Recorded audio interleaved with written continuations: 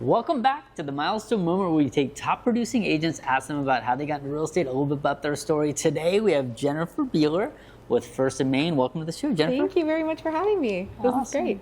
So tell us, Al, about how did you get into real estate? What's your background? Yeah, so I started actually buying when I was 18. So I decided to buy a condo in Bellevue and had always been enticed by not being a renter and having some equity. My parents kind of instilled that in me, and I loved going to open houses. So as a teenager, I was already shopping for my first home. Yeah, wow. So closed on my first home at 18, and just have bought and sold since then. So all throughout my 20s, did it 7 times. Okay.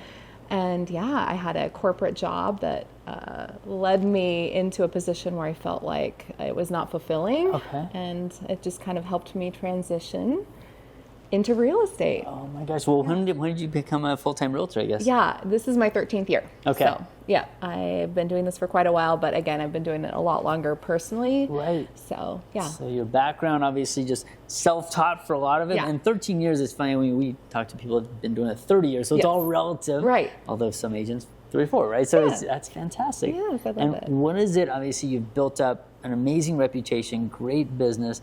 What do you think your most kind of your secret sauce would be, or what is it that you do different?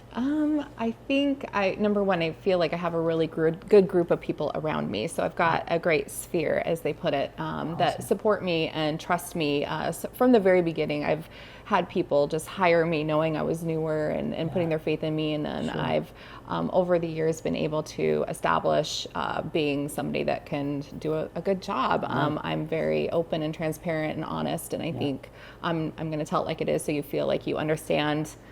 You know, if things are not going well, you're aware, and I help guide you and to a successful end result. So I think that's been proven, and kind of how I go about my business. Following built, and then it resonates, and friends tell friends, and it goes from there. Exactly. My gosh, and well, you've been with First and Main for a couple years. Yep.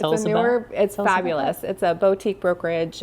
They're focused on luxury and tech and community. So it's a neat group of kind of about 30 of us right now. We're opening up a second branch in Woodinville where I'm going to be housed. I live in Woodinville, and that is in the new Harvest District that they're building.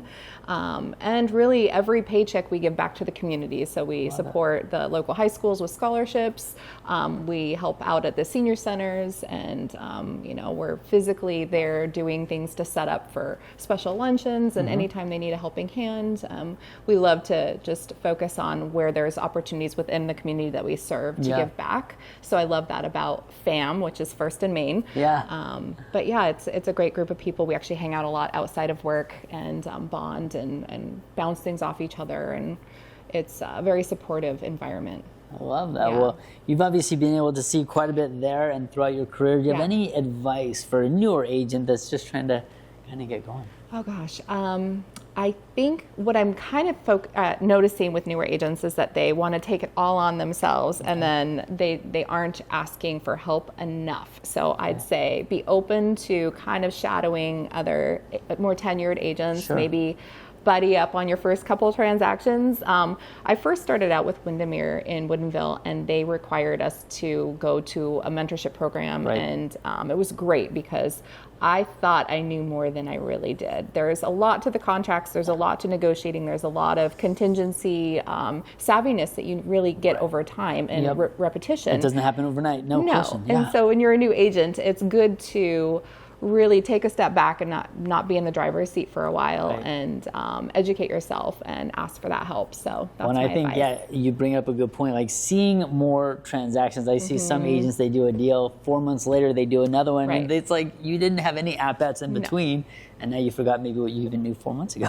Or, and every transaction is very different, and so you're encountering all new things, like a well or a septic, or the forms have changed over those 4 months. So there's a lot of things that vary every single time. I love that. That's some good good advice for sure. Now, obviously, towards the end of 2025, looking into 2026, is there anything that you're excited about adding to your business, or any changes or anything? Yes, I'm so excited. So I feel like this is my time of growth and evolution, and currently I'm working on a flip, so I'm excited to list that next year, get that all shiny and pretty and ready to put on the market. I'm also looking at starting a team. So I've been a solo agent for 13 years now, and I think that I'm ready to take on newer agents, help guide them, help them grow, evolve. I'm constantly getting asked questions from agents at other brokerages, within my company, and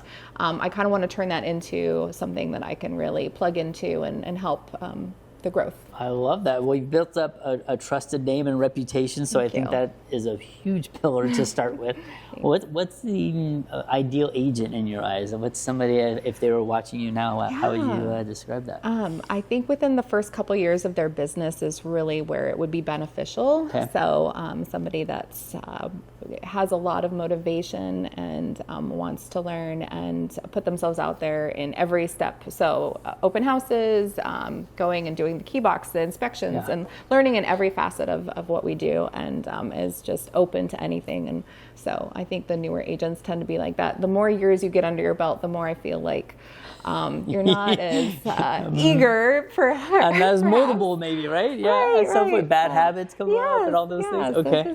And honestly, so I will take anybody. That's a huge opportunity for a newer agent, because not everybody will do that. That's fantastic. Exactly. Wow. So, So the name of the show, the Milestone Moment, is when it all changed for you in real estate. And sometimes there's more than one. Is there a moment that you can kind of pick that you think is your milestone moment for real estate?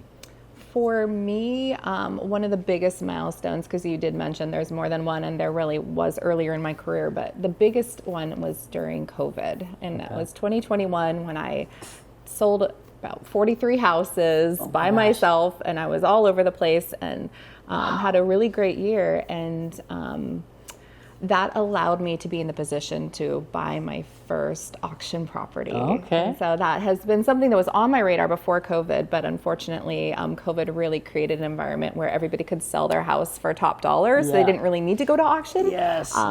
But I was able to capture my first one the following year. And so I went there, and the first one that I went for, I got over 6 other investors going for it. And I was able to capture that based off of having a good year the prior year. And then a couple months later, 2 months later, I bought another flip through an investment company group that I'm a part of. And so I had just 2 under my belt the very next year, based off of that COVID experience of having tons of transactions. And it allowed me to evolve my business. Well, and I think it obviously evolves your skill set too. So you're teaching new agents, and you've had a whole nother perspective of the market, and working with investors, of course. Now you've done it yourself. And it brings a whole new kind of breed to what you get to speak about. That's awesome. Thank you. So anything that you want to tell buyers in this current market, or anything that you want to mention about our market as far as you see it currently? This is the prime opportunity for a buyer right now. I feel personally I'm buying because I truly believe it's the best time, when there's tons of inventory, there's really not multiple offers happening. The rates are a little bit higher, but that, they say don't marry the rate, marry the house. And that's so true, because, you wait a couple more months for those rates to drop, which I'm hearing is actually around the corner. And then you're going to be in a position where houses are flying off the shelves, you're competing, and you're paying more for the house than you would right now. So you can negotiate down. You've got a lot more flexibility on pricing right now, and you can have contingencies, inspections, even be contingent on the sale of your home to get a house if you need to be, which is fabulous. I mean, 2 years ago, and again, it won't take long to get there. 2 years ago, it was $100,000 over, wave everything, sight unseen almost. And now I don't know if buyers understand the position that we're in. And there's obviously, about 10 or 15% of pent up buyer demand right now, and the inventory is not there, and we know that as soon as that pent-up demand comes to market, there's just not enough houses. It's a multiple offer situation again, for sure. So now is the time to buy. When the rates are high, that's the time. So tell us about First and Main and Woodinville. I mean, you're obviously becoming such a big part of that community. Is there anything that you want to tell our viewers about how to get involved or how they can help or anything along those lines? First and Main is going to be the only brokerage within the Harvest District, which is fabulous. We're right next to the new Somme Hotel, which is a boutique Marriott that's really beautiful and unique. And we are going to be amongst a lot of small businesses, coffee shops, eateries. And so it's like a retail space that people can walk into. And yes. So go get your coffee. We will have kind of a hotel lobby lounge vibe in our office. We'll have a conference room and things to get work done, but it's really going to be a place to hang out with the community. So I'll be spending a lot of time there. And then again, we'll do the community focus of helping just local places in need. So reach out to me. I can actually connect some dots and get the money going where it needs to in the community. And that's awesome. Yeah, it's going to be a really great space to buy and sell real estate. Oh my gosh. Yeah, well, I'm I'm definitely excited to see more of that. You've been a fantastic guest. Thank you for being on the show, Jennifer. Thank you for having me. Absolutely.